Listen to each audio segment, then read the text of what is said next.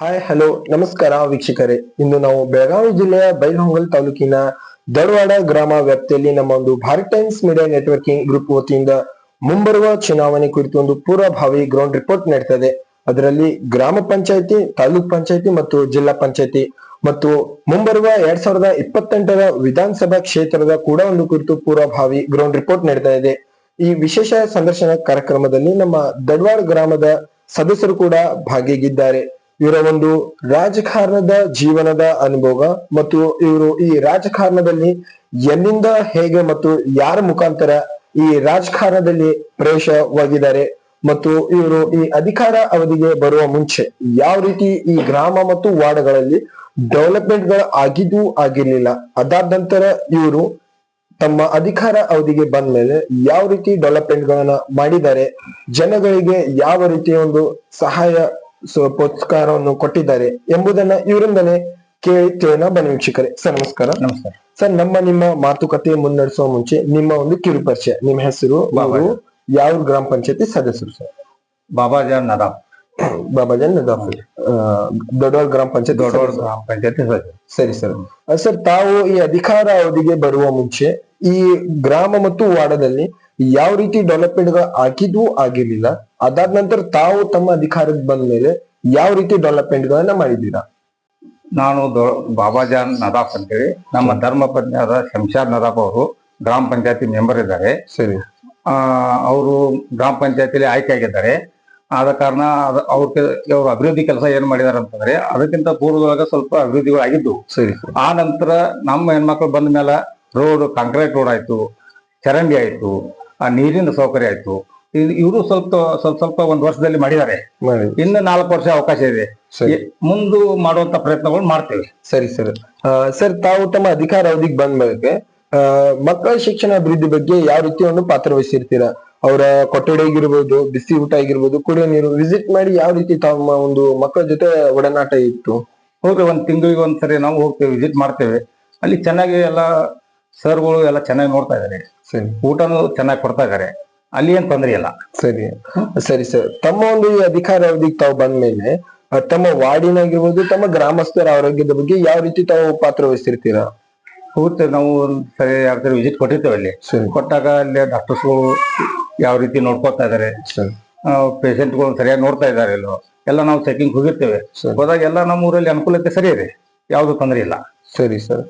Sir, ತಾವು 15 ತಿಂಗಳ ಕಾಲ ಅವಧಿ ಆಯ್ತು. ಇವಾಗ ಮುಂಬರುವ ದಿನಗಳಲ್ಲಿ ತಮ್ಮ ವಾರ್ಡಿನ, ತಮ್ಮ ಗ್ರಾಮದ ಸಮಸ್ಯೆಗಳನ್ನು ಇನ್ನೂ ಕೂಡ ಯಾವ ಹೆಚ್ಚಿನ ಉನ್ನತ ಮಟ್ಟದಲ್ಲಿ ತಾವು ಅಭಿವೃದ್ಧಿ ಮಾಡುವ ಅಭಿಪ್ರಾಯ ಹೊಂದಿದ್ದೀರಾ? ಇನ್ನು ಹೆಚ್ಚಿನ ಅಭಿವೃದ್ಧಿ ಮಾಡ್ಬೇಕಂತ ಎಲ್ಲ ಪ್ರಯತ್ನ ಮಾಡ್ತಾ ಇದ್ದಾವೆ. ಸರಿ. ನೋಡೋಣ ಏನ್ ಮುಂದೆ ಯಾವ ರೀತಿ ಸಾಗ್ತದೆ ಸಾಕ್ಸೋಣ. ಸರಿ ಸರ್. ಸರ್, ತಾವು ಈ ರಾಜಕಾರಣದಲ್ಲಿ ಎಲ್ಲಿಂದ ಮತ್ತು ಹೇಗೆ, ಯಾರ ಮುಖಾಂತರ ಪ್ರವೇಶವಾಗಿದ್ದೀರಾ? ನಾವು ಬಿಜೆಪಿಯಿಂದ ಬಂದೇವೆ. ಸರಿ. ಬಿಜೆಪಿಯಿಂದ ಆಯ್ಕೆ ಆಗಿದ್ದಾರೆ. ಸರಿ. ಹೌದಾ? ಬಿಜೆಪಿ ಪಕ್ಷದಿಂದ ಅವರ ಬೆಂಬಲದಿಂದ ಬಂದ. ಸರಿ ಸರ್. ಸರ್, ತಾವು ಈ ಅಧಿಕಾರ ಅವಧಿಗೆ ರಾಜಕಾರಣಕ್ಕೆ ಬರ್ಲಿಕ್ಕೆ ಕಾರಣ ಸರ್? ರಾಜಕಾರಣಿಗಳು ಈ ನಮ್ದು ಊರ ಅಭಿವೃದ್ಧಿ ಸಲುವಾಗಿ ನಾವು ಬಂದಿದ್ದಾರೆ. ಒಂದು ಗ್ರಾಮ ಅಭಿವೃದ್ಧಿ ಸಲುವಾಗಿ ನಾವು ಆಯ್ಕೆ ಬಂದಿದ್ದೇವೆ. ಸರಿ ಸರ್. ಸರ್, ತಾವು ತಮ್ಮ ಅಧಿಕಾರ ಅವಧಿಯಲ್ಲಿ ಇಟ್ಕೊಂಡು ಬಿಜೆಪಿ ಸರ್ಕಾರ ಕೂಡ ನಿಮ್ಮ ಸಮಯದಲ್ಲಿ ಅಧಿಕಾರಕ್ಕೆ ಇತ್ತು. ಅದಾದ ನಂತರ ಕಾಂಗ್ರೆಸ್ ಕೂಡ ಅಧಿಕಾರದಲ್ಲಿ ಇತ್ತು. ಸೊ ಕಾಂಗ್ರೆಸ್ ಅಧಿಕಾರಕ್ಕೆ ಬಂದ್ಬೇಕೆ ಮತ್ತು ಬಿಜೆಪಿ ಅಧಿಕಾರಕ್ಕೆ ಬಂದ್ಬೇಕೆ, ಅವಾಗ ಯಾವ ರೀತಿ ಡೆವಲಪ್ಮೆಂಟ್ ಗಳು ಆಗ್ತಿದ್ವು ಮತ್ತು ಈ ಕಾಂಗ್ರೆಸ್ ಅಧಿಕಾರ ಬಂದ್ಬೇಕೆ ಯಾವ ರೀತಿ ಡೆವಲಪ್ಮೆಂಟ್ ಗಳು ಆಗ್ತಿದ್ವು ಸರ್? ಬಿಜೆಪಿನೂ ಅಭಿವೃದ್ಧಿ ಮಾಡೈತ್ರಿ, ಅದಕ್ಕಿಂತ ಜಾಸ್ತಿ ಕಾಂಗ್ರೆಸ್ ಮಾಡಾಕ್ತದೆ. ಸರಿ. ಒಳ್ಳೇದಾಯ್ತಲ್ಲ. ಸರಿ ಮಾಡ್ತಾರೆ. ಸರಿ ಸರ್. ಸರ್, ತಮ್ಮ ಒಂದು ಜನಪ್ರೇಮಿಗಳಿಗೆ ನಿಮ್ಮನ್ನ ಆರಿಸಿ ತಂದಂತ ನಿಮ್ಮ ವಾರ್ಡಿನ ಜನರಿರ್ಬೋದು, ಗ್ರಾಮಸ್ಥರಿರ್ಬೋದು, ಅವರಿಗೆ ಒಂದು ನಿಮ್ಮ ಹೃದಯದ ಮಾತು ಹೇಳಿಕೆ ಏನ್ ಇಷ್ಟಪಡ್ತಿದ್ದೀರಾ? ಎಲ್ಲ ನಮ್ಮ ವಾರ್ಡಿನ ಜನರಿಗೆ ನಾನು ನಮಸ್ಕರಿಸುತ್ತೇನೆ. ಯಾಕಂದ್ರೆ ನಮ್ದು ಎಲ್ಲ ಸಮಾಜದವರು ಕೂಡಿ ನಮ್ಮನ್ನ ಆಯ್ಕೆ ತಂದಿದ್ದಾರೆ. ಸರಿ ಸರ್. ಸರಿ ಸರ್. ಸರ್, ತಾವು ಕೂಡ ಹೋದ ಚುನಾವಣೆಯಲ್ಲಿ ಭಾಗಿಯಾಗಿದ್ದೀರಿ, ಆರಿಸಿ ಬಂದಿದ್ದೀರಾ. ಸೊ ನಿಮ್ಮ ಒಂದು ಆ 5 ವರ್ಷದ ಕಾಲದಲ್ಲಿ ತಾವು ಯಾವ ರೀತಿ ಡೆವಲಪ್ಮೆಂಟ್ ಗಳನ್ನು ಮಾಡಿದ್ದೀರಾ? 5 ವರ್ಷ. ಸರಿ ಸರ್. ಸರಿ ಸರ್. ತಾವು ತಮ್ಮ ಒಂದು ಅಧಿಕಾರಕ್ಕೆ ತಾವು ಹೋದ ಚುನಾವಣೆ ಕೂಡ ಭಾಗಿಯಾಗಿ ಬಂದಿದ್ರ ಆಯ್ಕೆಯಾಗಿ. ಸೊ ನಿಮ್ಮ ಒಂದು ಅಧಿಕಾರ ಅವಧಿ ಕಾಲದಲ್ಲಿ ತಾವು ಯಾವ ರೀತಿ ಅಭಿವೃದ್ಧಿ ಬಗ್ಗೆ ಒಂದು ಪಾತ್ರವನ್ನು ವಹಿಸಿದ್ದೀರಾ? ನಾವಿದ್ದಾಗ ಅಭಿವೃದ್ಧಿ ಭಾರಿ ಆಗಿತ್ತು. 2012 ಸಿದ್ದರಾಮಯ್ಯ ಸರ್ಕಾರ ಇತ್ತು. ಸರಿ ಸರ್. ನಾವು ಸಾಕಷ್ಟು ಮನೆಗಳು ಬಂದಿದ್ವು, ಸರಿ ಮನೆಗಳು ಕೊಟ್ಟಿದ್ರು, ರೋಡ್ಗೆ ಸಾಕಷ್ಟು ಅನುದಾನ ಬಂದಿತ್ತು. ಸರಿ ಆ ಟೈಮ್ದೊಳಗೆ ಭಾರಿ ಕೆಲಸ ಆಗಿತ್ತು. ಈ ಟೈಮ್ದೊಳಗೆ ಸ್ವಲ್ಪ ಕಮ್ಮಿ. ಸರಿ. ಯಾಕಂದ್ರೆ ಈ ಜನರಿಗೆ 2,000 ರೂಪಾಯಿ ಯಾವ್ದು ಇದು ಮೇಲೆ ಸರ್ಕಾರದಲ್ಲಿ ದುಡ್ಡಿಲ್ಲ, ದುಡ್ಡು ಬರ್ತಾ ಇಲ್ಲ, ಸ್ವಲ್ಪ ದುಡ್ಡು ಕಮ್ಮಿ ಐತಿ ಪಂಚಾಯತಿ ಬರ್ಬೋದು. ಸರಿ ಸರ್. ನಾವು ಇದ್ದ ಟೈಮ್ದೊಳಗೆ ಸಾಕಷ್ಟು ಅಭಿವೃದ್ಧಿ ಆಗೈತಿ. ಸರಿ. ಈಗ ಸ್ವಲ್ಪ ಕಮ್ಮಿ ಆಗೈತಿ. ಸರಿ ಸರಿ ಸರ್. ಸರ್ ತಮ್ಮ ಒಂದು ಈ ಅಧಿಕಾರ ಅವಧಿಯಲ್ಲಿ ತಾವು 5 ವರ್ಷಗಳ ಸತತ ಒಂದು ಜನಸೇವೆಗಾಗಿ ದುಡಿದಿದ್ದೀರಾ. ಸೊ ನಿಮ್ಮ ಒಂದು ಅನ್ನದಾನ ಕೆಲಸ ಏನ್ ಮಾಡ್ತಿರಲ್ಲ, ಆ ಕೆಲಸದಲ್ಲಿ ನಿಮಗೆ ಇಷ್ಟವಾದಂತ ಕೆಲಸ ಯಾವ್ದು ಇಷ್ಟವಾಗಿದೆ? ನಮ್ಗೆ ಇಷ್ಟವಾದದ್ದು ನೀರಿನ ಸೌಕರ್ಯ, ಸರಿ. ಕಾಂಕ್ರೀಟ್ ರೋಡ, ಸರಿ. ಗಟಾರ್ ಕೌಲಿಗಳು, ಸರಿ ಇವೆಲ್ಲ ಇಷ್ಟವಾಗಿದೆ. ಸರಿ ಸರಿ. ನಿಮ್ಮ ಒಂದು ಅಧಿಕಾರ ಅವಧಿ ಕಾಲದಲ್ಲಿ ಜನಗಳು ನಿಮಗೆ ಯಾವ ರೀತಿ ಸಹಾಯ ಸಹಕಾರ ಪ್ರೋತ್ಸಾಹಿಸಿದ್ರು? ಜನಗಳ ಸ್ಪಂದನೆ ಚಲೋ, ಒಳ್ಳೆ ರೀತಿಯ ಸ್ಪಂದನೆ ಕೊಟ್ಟಾರೆ. ಸರಿ ಸರ್.